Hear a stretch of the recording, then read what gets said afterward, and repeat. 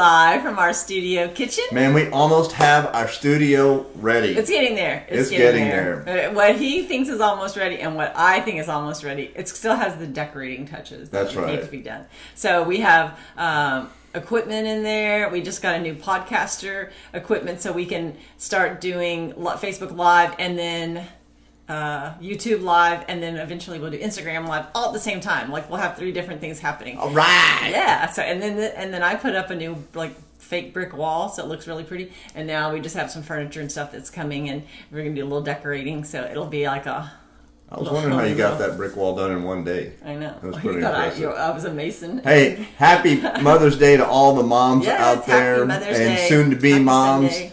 And wives that are going to be moms. So just thank you all very much for tuning in. We want to thank you guys for tuning in because we're just trying to reach 1 million couples. We know that marriage isn't easy, and we've been there. We have gone through some struggles. We have fought through some things, and we know that if God can turn our marriage around, then surely there's hope for everybody else out there. And sometimes we still go there. So, But next Sunday is going to be our 26th. I think that's right. I gotta look it up and see. Either 25 or 26. 25 maybe. But anyway, we're getting really close to a half a year. Like we've done this every Sunday. There's like one Sunday was Thanksgiving and one we were out of the country. But other than that, we have been doing this consistently and faithfully, which for us is a big, huge deal. That's right. Our word this year is discipline. It is our third year. Our word last year, and it was also the year before. Because we're trying to master it, but we're getting better at it. So we're doing these consistently. So last week we talked about sex. Like it was great sex expectations. And we thought about continuing it on the rest of this month, but we didn't want it to just be about just sex. So we thought, what are some things different couples that we have talked to were like, well, what if we're in a bad place and we did the 30-day sex challenge is what we talked about last Sunday. And so we are in day 7 or 8? Going strong. And but it's different. We did it we figured it out. It was about 9 years ago when we did the 30-day challenge, and we were in a not very good place in our marriage. We just did it kind of more like to just connect and kind of jumpstart our marriage, and it really helped us. But now doing it 9 years later, and we're in a whole different season and a different place. It's so different. Yeah. It's not a sexual thing. It's a deeper spiritual. It's a deeper connection. Yeah, and it's cool. It's a lot of fun, and we laugh more, and we talk more, and it's just more different. Playful. It's different. It's cool. Yeah, it's very cool. So if you guys let us know if you're doing the 30-day challenge, how you're doing. And we said, so if you didn't tune in last week, you can go back and watch it. And it's the 30-day challenge. You have you make love, have sex, whatever, for 30 days straight. And you can miss a day, but if you miss a day, you have to add a day, and you can't go more than 40 days. And so gives you a little leeway in there, but just do it. So hang in there, guys. It really does help. And gals. So we want to talk about some stuff about intimacy. And so also when we're talking about these things, a lot of times we'll talk about it from our perspective of what happened in our marriage, but sometimes someone will say, well, I'm the woman and I'm the one who wants sex more, or I'm the one who needs intimacy more, or whatever it is. And so this is kind of like the 80-20 rule. It's usually 80% of the guys it's this way, and 20% if we're talking about the men and women, or opposite if it's women and men. But for us, it's just what happened in our life and how we're probably more typical, but it might be a different dynamic for yours. So. And also, we're coming from a place of restoration. We've been through the hard stuff, because sometimes you might be watching and you're thinking, well, man, he's got or she's got an issue with pornography, and the sex drive is so high, it's not normal. This isn't right. I don't want to give into that. And so it just depends. Some people are hurting. Some people are in not such a secure or place that they can share intimacy. They're not in a good season yet. So when you hear these things, we're coming from a place of, hey, we've got it on a scale of 1 to 10. Our marriage is, 6 or a 7, and that's, or 8 or 9. It's not 1 or 2. Sometimes if it's a 1 or 2, then we have to go back a little bit further and let's figure out what's going wrong, and let's get to the root of it and let's talk about it. So you're saying where our marriage like I'm this? I'm like, we're doing good. What I'm saying is, I when said, we're talking about you could be doing the 30-day they could challenge, be in a 6 or 7 or right, 1 or 2. right. I got it. And I think also that we'll probably do, but it's a delicate subject. So we're doing it in our marriage class this next 2 months at Lakewood Church, and we're talking all about pornography and sexual integrity and stuff like that. And so we're going to talk about it, but it's not something we just want to hop on here and talk about. We'd love for you to come to our class, and we're talking about some really deep stuff, but we will talk about it on here too, about sexual integrity and pornography and masturbation, all that kind of stuff. It's just a little bit more awkward to talk to the whole world than it is to talk to 100 people in a marriage class. But we are going to get to those things, because those are things that we've lived through and things that were really hard for us. So we're going to talk about intimacy in marriage. We have 5 types of intimacy. I don't know if we'll get to all 5 because we're long-winded, so we'll try to do all 5 tonight. If it gets to be too long, we're going to do the other half next week. That works. Yeah. So if you're in a marriage right now and you're not feeling connected, or maybe you're in a really, really good season and you just kind of always you're wanting new tips and things to help your marriages. But if you're in a place, or you know someone that's maybe not connected and they're having a problem with connectedness, they feel disconnected. Usually the problem, or the root of the problem, is intimacy. And so there's different types of intimacy. It's really great when you're operating in all 5. And sometimes we just need to kind of jumpstart the different areas. But the first one, the most important one for us and for we think most couples, is spiritual intimacy. And that's just the foundational part of marriage. Right. The praying together, worshiping together, reading we're the on word the together. same spiritual diet. Yeah.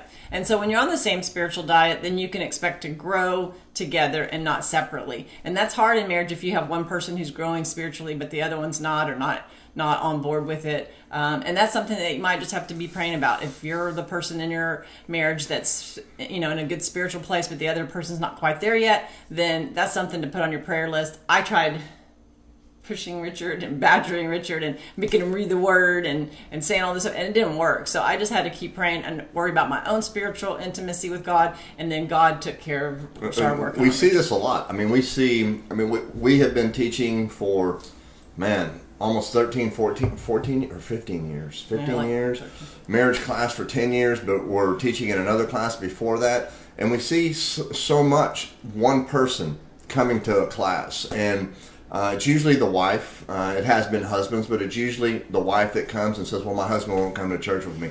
My husband won't pray with me. How do I get my husband to do these things with me? He doesn't believe the same thing I believe. We're 2 different religions. He believes one way, I believe another. He goes to this church, I come to this church. So there's all different types of factors that play into this, and all we can say is you stay plugged in no matter what you're doing, and have grace. We're not going to get our spouse to see our side of the topic by forcing it down their throat, or by telling them that they're doing it wrong, or this isn't what the way that you should be doing. You should be doing it like this. And it takes time. This is stuff that is, And so it's really important for that we spend that time working on our own personal relationship with God, and that we take those things to the Lord and let Him change the heart of our spouse. And they might just have, I don't know, some people get married and they have different beliefs, and maybe it seemed okay then and now maybe it's not okay. But again, it's not something that you need to maybe push or pressure the other person, but maybe it's something that you guys can pray about. Maybe it's just something like, hey, can we just come together and we just at least pray as a couple? And when we started praying together, that changed so many things in our life, when we got that just raw praying about, and not just praying and asking God for stuff, but thanking God for stuff. And most of our prayer now is thanking God. Like, we're just in awe of everything that He does in our life. I remember at the beginning, prayer was like we were begging God. Like, oh, God, please, God, please.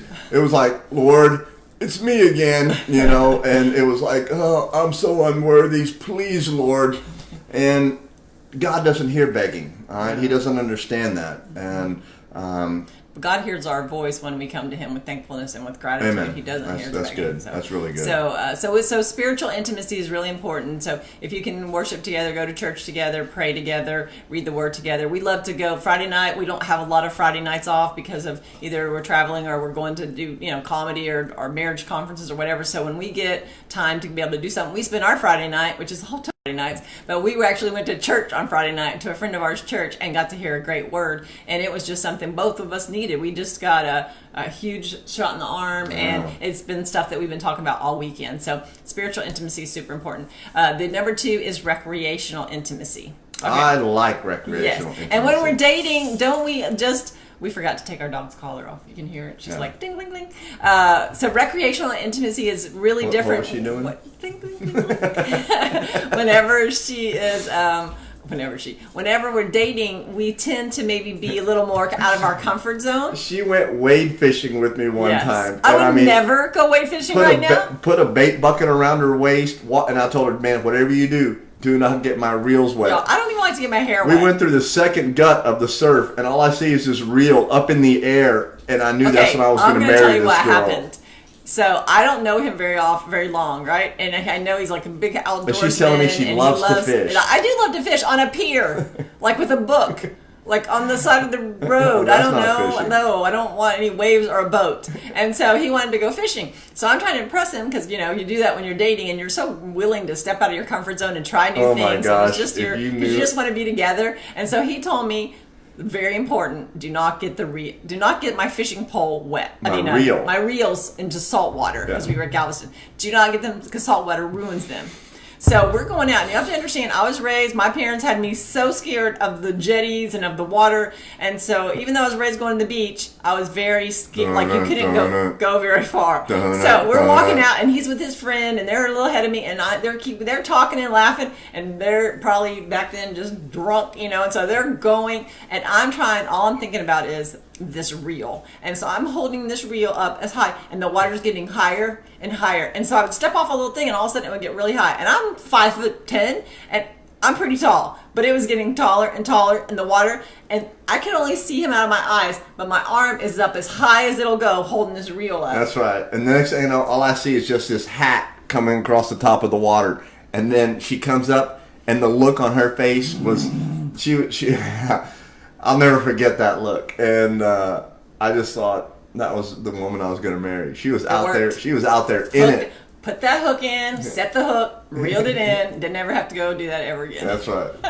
Recreational intimacy is so important because it bonds us together. We do activities together. So even though we really didn't have a lot of activities that were in common, like I like to go to plays and musicals and stuff like that. I like plays. 32, 24, 37 on one. Hut.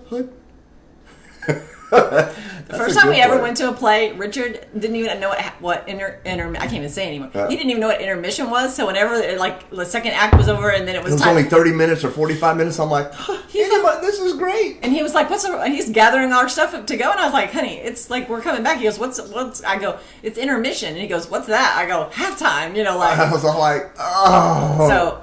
So those are things that I like. But you know what? Over the years, we have learned to find new things that we have in common, and we do a lot of recreational things. Yes, I remember. I didn't want to go to church. I didn't want to go to plays. There were so many things that she wanted to do that I didn't want to do because I'd never done it in my life, and I just thought, how boring is this going to be?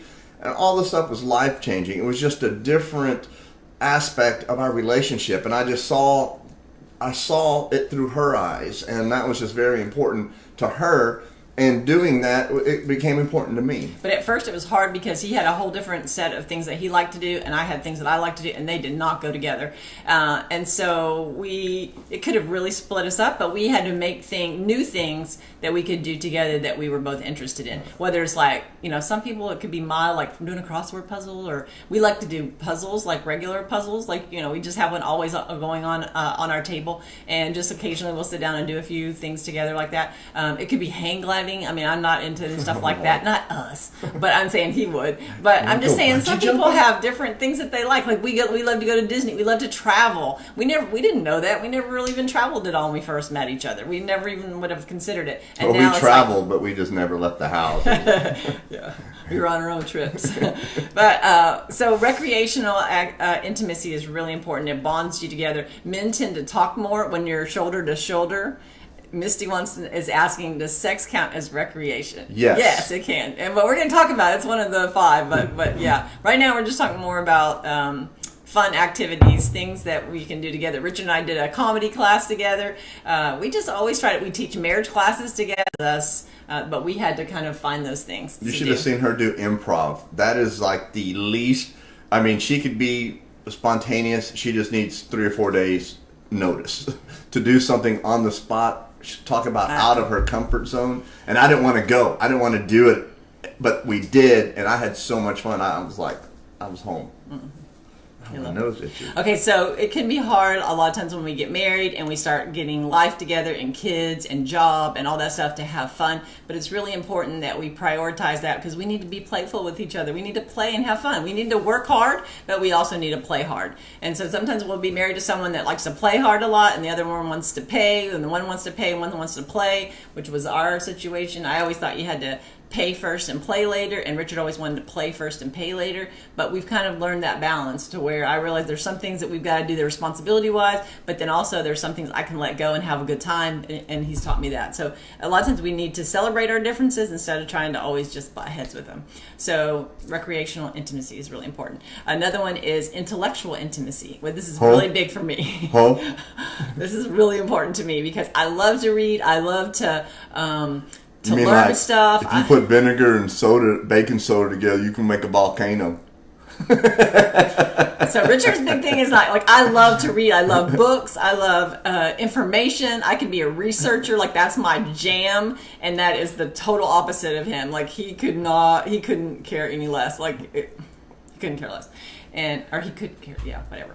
And so it was hard for me when I would want to talk to. We had all these other things. We were having fun together. We were having sex together. We were having spiritual stuff. But then when it came to intellectual, I just felt like I couldn't talk to him about the things that were important. They're important to me. I might hear something on the news, or I might hear a sermon, and I wanted to talk to him about it, or kind of just dig deeper and talk about an intellectual level. And it was harder for him to do that. I wouldn't pay attention, or I'd be like, oh, interesting, yeah. What did I just say?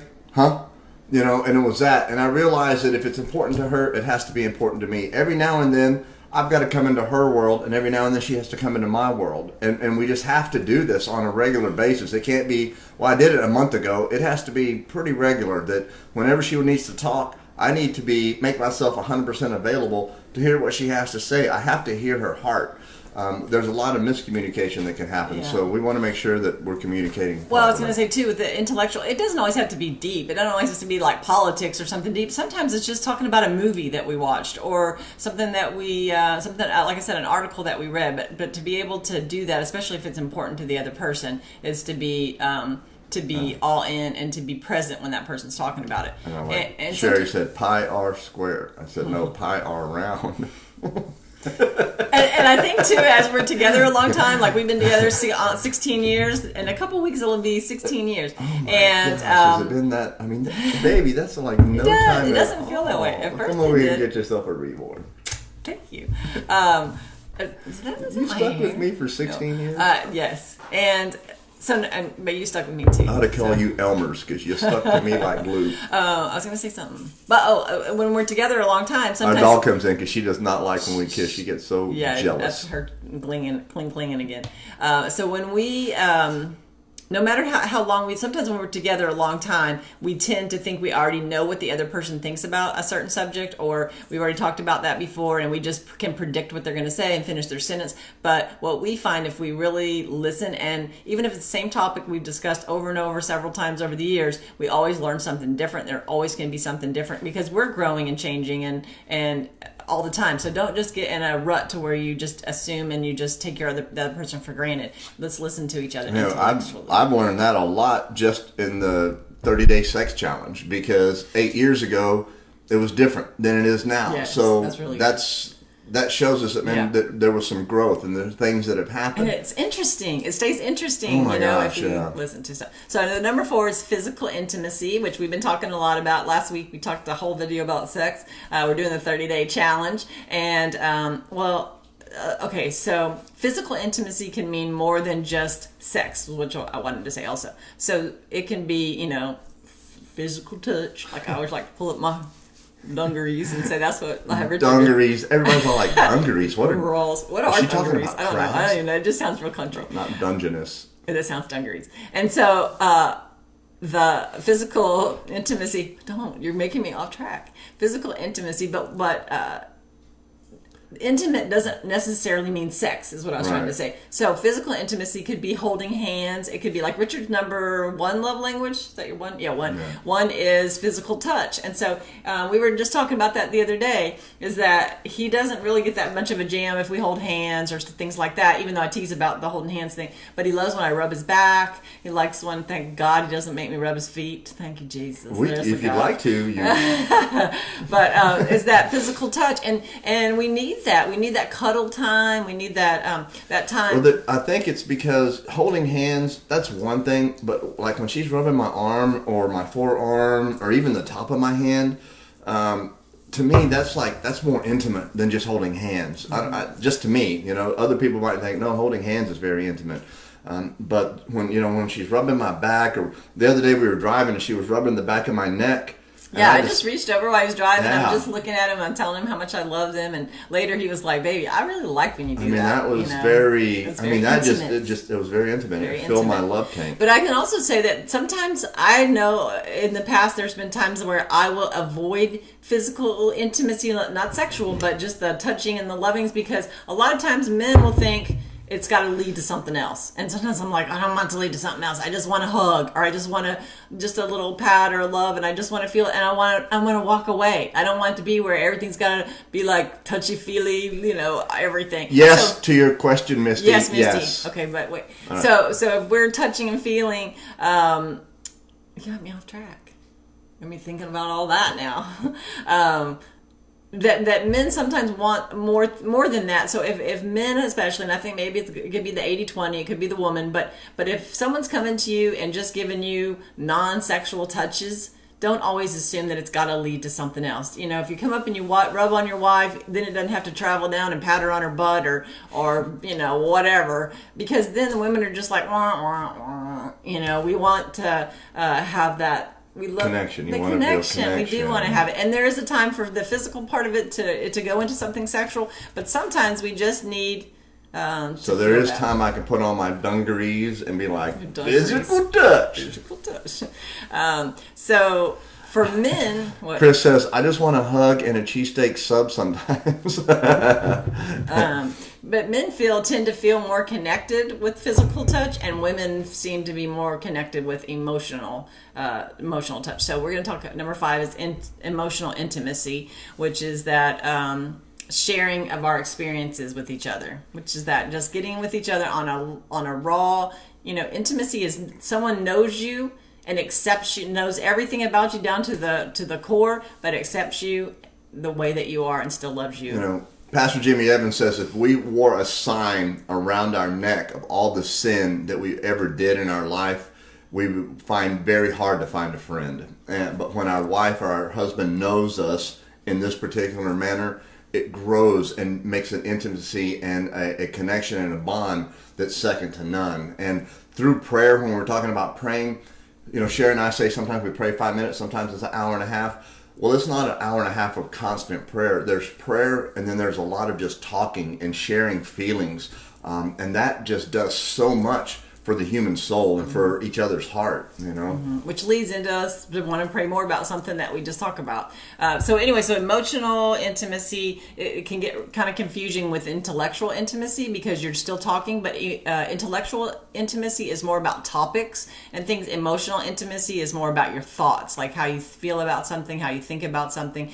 And men sometimes grapple with that because they're just, I don't think they have as big of emotional vocabulary as we do. Like, it's just like women, we're allowed to feel all that and we know all that stuff. And men, it's just like, whoa, that's when I a learned lot. that men are just as emotional as women, that tripped me out. I'm like, we are, but when I look back now and I see the men that we counseled, including myself, the emotions and the feelings that we have is legit, and it's just how we process it. Usually it's just through anger. That's the only emotion that men are allowed to have, and women write it off, and other people, oh, he's just angry. Let him go and calm down. But it's that we don't know how to channel these emotions, and how we feel. Don't know how to speak about it sometimes. Well, and men a lot of times think when we're talking that we want an exchange of ideas, but what we really want is an exchange. We want you to identify our feelings. Like, we're not just trying to have this conversation, or we want you to fix it. level. So if your wife is saying, how was your day? And you're just like, fine. And she's like, well, how'd you feel about that? Like, what happened? Oh, you had a meeting and your boss upset you? How do you feel about that? And some men are like, man, this is like the interrogation all the time. But that's not it. We just want to connect. Men are report talkers and women are rapport talkers for the most part. Because if you ask me, how was your day? And I said, fine. And you go, well, tell me what that means. I would be like, it means it was fine. Well, no, go into it a little bit deeper. Okay. It was really fine. Really fine.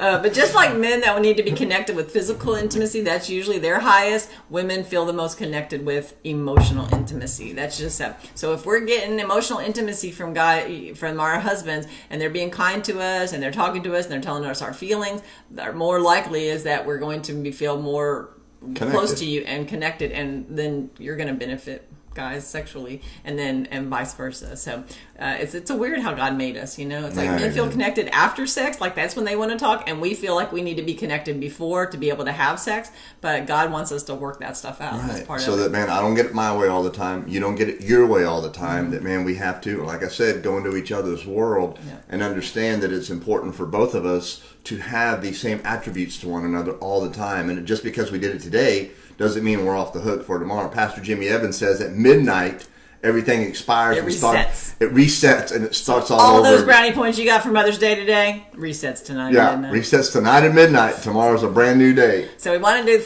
five different intimacy. I don't want to say steps, but the 5 different, what's the word? Not steps of intimacy, but the 5 different types of intimacy. Is the spiritual intimacy, the recreational intimacy, the intellectual intimacy, the physical intimacy, and the emotional intimacy. So these are super important.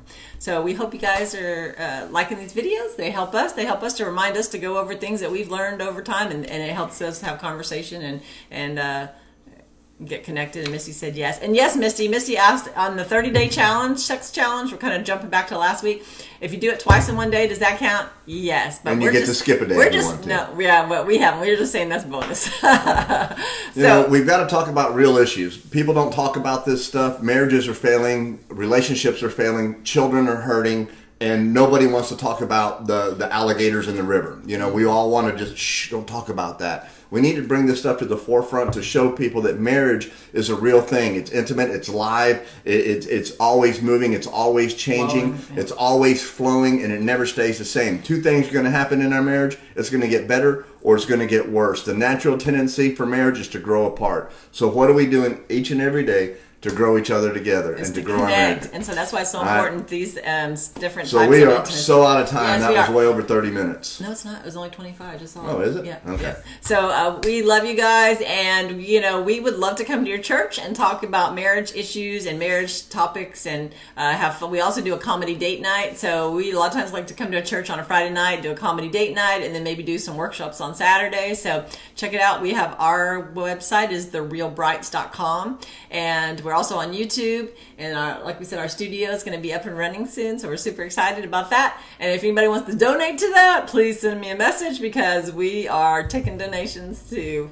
finish that off. It's going really well, too. Yeah, it is. So we thank y'all for your support. Thank you for continuing to watch our videos. We love you guys. We're praying for y'all. And Happy pray for Mother's us, Day. too. And Just pray keep for praying us. for us. We love you guys. We're going to reach 1 million couples. That's right. And just please share our videos. That's really important. Without clickbait. What does that mean? When you click on it, it's like they'll put something so that you click on it and then have nothing. Clickbait. Yeah. Oh, but baby, look how cute you are. You're clickbait. Yeah, that's going to do it. We're going to click on it when I see that. Okay, we love you guys. Peace out. See you next week. Bye. Bye.